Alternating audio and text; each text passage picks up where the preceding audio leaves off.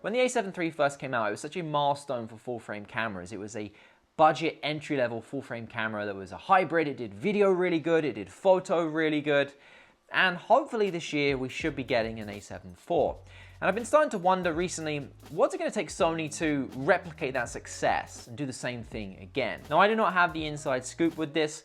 Anytime there is something that I'm told about, I have to sign an NDA. So let's get that out of the way.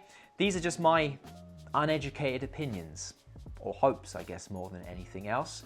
So let's get into them. And we're going to go out and about for this one because it's summer outside and I'm sat here in a cold basement. So let's go. Sony has released a ton of new features and improved upon even more since the original A7 III came out. Features that we have in the A7S III, features that we now have in the A1.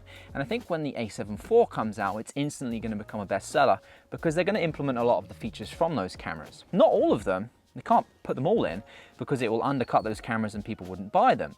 But I think we are going to see a lot of that tech in the A7 IV. Here's a wish list, I guess it's called a wish list, of what I would like to see, or what I think we might see in the A7 IV. Now, I would like...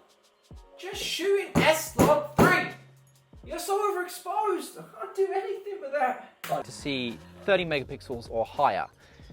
And I don't think we need that much. 24 is enough that we have in the A7 III, but if they were to just bring out the A7 IV with 24 as well, this is a hybrid camera, remember, a lot of people would look at it and go, I'm not gonna bother, I'll get the A7 III instead. So yeah, 30 megapixels or higher is what I'd like to see, and what I think we'll see as well. Oh my god, allergies. It's also becoming more apparent, and I think Sony is taking note of the fact that the screens on the current Alpha series cameras just aren't up to scratch compared to the competition. The A7R III and the A7R IV have been quietly updated to newer models which haven't shipped yet, which have 2.3 million dot, it is 2.3, yeah, 2.3 million dot screens, up from the current 1.4 million, which is on the A7S III, the A1. By comparison, the EOS R had a 2.3 million dot screen, and that thing came out best part 3 years ago. And when you use a higher res screen and go back to something that's lesser res, it makes a big difference. So I really do think we need to start seeing higher res screens in Sony cameras. Now the current A7 III screen is terrible, 921,000 dots in terms of resolution, which sounds like a lot when you say it, but it's terrible when compared to the competition, and it also reads your exposure completely wrong. You'd be looking at highlights and it would show you them as being blown out on the screen, but you look through the EVF and it's fine. So there was constant battle there. So the A7 IV needs to have a better screen. Will we see a 2.3 million dot screen? Probably not. We're likely to see a 1.3 million dot screen like we have on the A7S III right now. Now, we're gonna get the latest eye autofocus because it's been improved massively since the A7 III came out. And it was already completely fine on the A7 III in terms of like the face tracking. So whatever we get is gonna be an improvement, which is a great thing. I also think that we will see something around 15 frames per second. We don't need the 30 that we have on the A1, and we won't get that either. It's one of those higher end specs that they just won't give on a lower end camera. But I think we'll see around 15. We need more than the 10 that we currently have. I think 15 will be the sweet spot that we see. Now, color science. Let's be honest, the A7 III's color was good at the time, but in the past couple of years, Sony's improved it even more.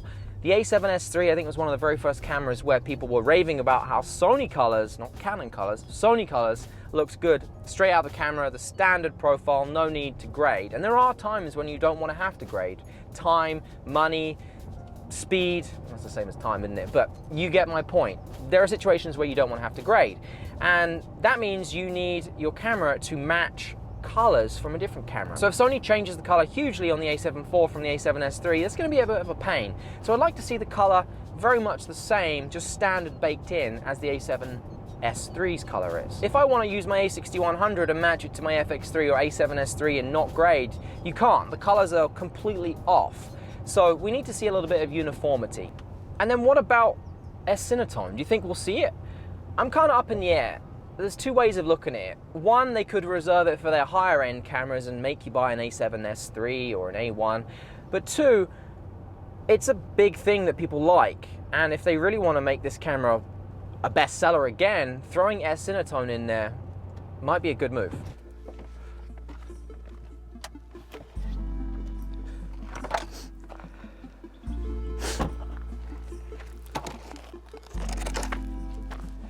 Now, what about frame rates? The A7S III was the first Sony camera to have 4K 120, and now the A1 has it as well.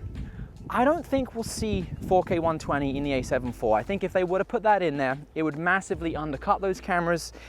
I don't think Sony's stupid enough to do that.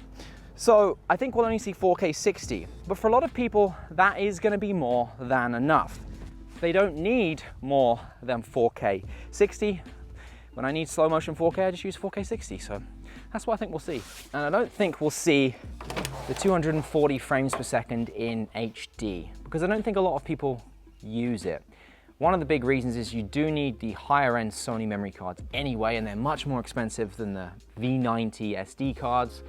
So yeah, I don't think that many people use it. I've never used it. I think 1080, 120 frames per second is enough, and I think we'll still see that, but no 240. I also think that we'll see 10-bit 422 all the way up to 4K 60. I mean, I kind of hope we will, but I also think Sony's smart enough to include it. I'll tell you what here, I am dying, wow.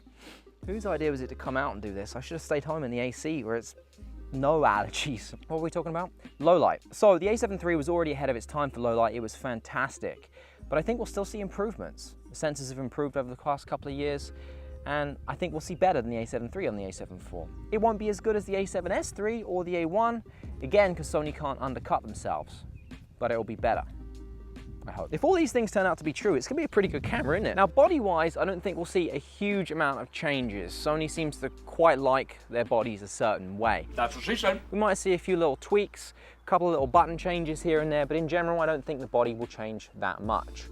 Apart from one thing, and you can probably guess what it is, a flip screen. I really hope they do include a flip screen because it will seal the deal for a lot of people. I also believe that that flip screen will be a touch screen with the new menus. Fingers crossed. No. And then there's active stabilization, which I would really love to see on the A7 IV. If you're not familiar with what that is, essentially it's a digital image stabilization that Sony puts on, and it crops in by 1.1 times, but it allows you to shoot a lot of things handheld.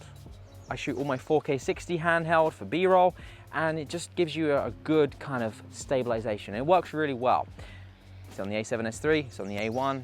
I'd love to see it on the A7 IV. And then finally, I have, and this is purely skeptical, and this is my opinion, there's no rumors backing this up, but I just have this feeling that we might see 8K, even if it's like a 5-minute recording limit or a 10-minute recording limit, 24 frames per second or something. I feel like the A1 had it, the technology's had a few months to progress. I just feel like we might see it in there. Maybe it's more hope than anything else, but I guess we'll see. I'm gonna go back home now to finish this off because I'm dying still. All right, we are back inside and I can talk properly without sneezing every 2 seconds. So really, if we think about what I just talked about, all those specs, my wish list, those aren't Sony's best features by any means. There's a lot of things missing from the higher end cameras, and that's the point of the A7 IV. It's not gonna have those higher end features. It's gonna be a better hybrid, which is designed for the masses. It's gonna be a budget, hopefully budget, entry-level mirrorless camera, the successor to the A7 III. And the A7 III was exactly that, a budget full-frame camera. The A7 IV will be better for both photo and video. And if the A7 IV turns out anything like what I can predict, there's going to be a lot of people out there that question the current camera that they have. If you have an A7S III, are you using it to its maximum potential, or would potentially an A7 IV be a better fit for you? There's also a lot of people that currently have an A7 III that haven't got an A7S III or haven't got an A1, and they're potentially looking at upgrading. So the A7 IV is going to make a lot of sense for them. And that's what makes me think that the A7 IV is going to be just as successful, if not more successful, than the A7 III was. And that's what I've been thinking about recently, and that's why I made this video. What do you think?